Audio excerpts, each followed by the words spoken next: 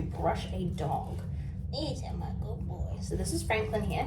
As you can see, he is tethered up to something, but if you have someone holding him, using them as a tether, that's fine. They will work as a tether. What you want is a slicker brush. This one has little balls on the end. You want it to be firm. People get quite freaked out thinking it's going to hurt the dog, but it's not. It kind of works like a nail bed, how you're not going to get punctured, but you want it to be firm to get through a coat. Then you want a comb as well. Always get a metal one, a plastic one could snap. I don't really tend to use this end because if you've got a smaller dog, it is quite easy to catch their little like ligaments in it, like these ones here, just down in here. It's very easy to catch with those ones there. So I always end up just using this side. And this brushing technique would work with double coated dogs, curly coated dogs, and like straight coats. So Franklin's got like a half straight coat and a double coat as well. So this brushing technique is really good. This is like pretty much what you'd need if you owned a dog in general. But a lot of them use these brushes.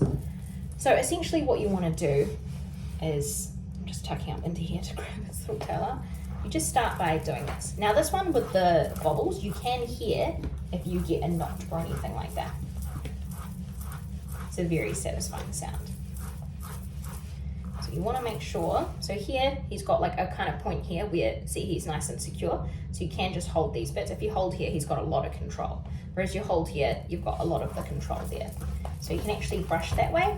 And then your comb pretty much is to make sure there's no knots in here. Obviously there's no knots in here, he's got no hair there. But your comb works as a way to make sure there's no more tangles. So your brush is to brush out tangles and to detangle. This is to make sure you've got them out. So if you do find that you come across a knot, there is some dematters that you can get that are like this. Your thumb goes in here and you use it in a scooping method to get a mat out.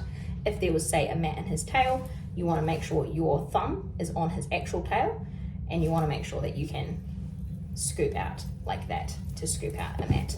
But this isn't about how to demat, this is just how to brush. So we'll kind of delve into that a little bit later. So you're just kind of going along the body. You can go backwards as well. It's just not the most pleasant for a dog. So they're more likely to let you do it this way. But there's no kind of right or wrong way that you should be brushing. You just need to make sure you're following these techniques and you should be fine. As long as you're handling the dog fine, the dog should be happy with, I know I'm calling you a dog and you're just my best boys. So you do find that they can get overwhelmed as well. And that's totally fine, just nice and slow and easy. If you have got a new puppy, just try doing it on like one leg a night and just kind of work your way towards it. Lots of treats, lots of positive reinforcement as well. Franklin has been brushed and groomed since he was 8 weeks old. So he is very much used to the process with him being 3 now. So he's very, very much used to it. So with the tail, obviously this is a short part of him. So there's not a lot that you need to comb out or anything like that. With the tail, this is a longer area of space and a bigger volume. So you can see there, you can see it's unbrushed. It's all really. So what you want to do is if you're holding onto the base of this tail, you've got a lot of control, you've got a lot of wiggle there. If you're just kind of brushing like this, he is just going to get thrown around. So you want to make sure you're holding the base of the tail just to make sure that he's comfortable and you're nice and secure. I slowly just slide my hand down as I get more and more down the tail. Then you want to flip over the tail and get the underneath side. So a lot of people miss the underneath because they think we brush the top and that all the knots are gone. So you want to make sure you're brushing underneath, as well as you can hit each side as well with this technique. And you can see it doesn't take long. Once they know what you're doing, they're much more happier. So again, sliding my hand down just to get all those areas out. And then I'm just getting my comb and just combing through. Now with the comb, if you're using this side, the tail shouldn't get caught. If you have a very small dog like a Pomeranian, the tail can get caught in this end. So just make sure you're using that smaller end. Just kind of brushing through like that. And then you want to brush from the other side and then from underneath as well, just to make sure you've got all of those knots out. Which there is one kind of tangle in there. So I always find with newbie groomers or just people in general, they tend to leave all of the knots in there. So you want to make sure you're brushing underneath. Now for the head, you want to make sure that your dog is comfortable. And with this, I find you don't want to be like holding the dog roughly or anything like that. So I find that if you've got them nice and comfortable, you can just guide, use your hand as a guideline. See, I'm not holding him tight, it's just there, he can get out at any moment, and just kind of brush down.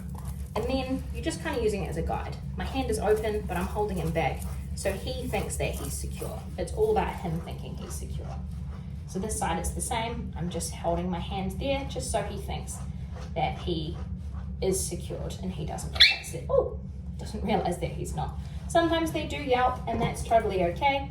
They're just kind of letting you know like, hey, that hurt. And we all get tangles in our hair sometimes, and sometimes that can hurt too. So don't be discouraged, because you can see even though he squealed, he's not upset and he doesn't hate me and he's not trying to get away and he's not annoyed. So do persevere with it as well.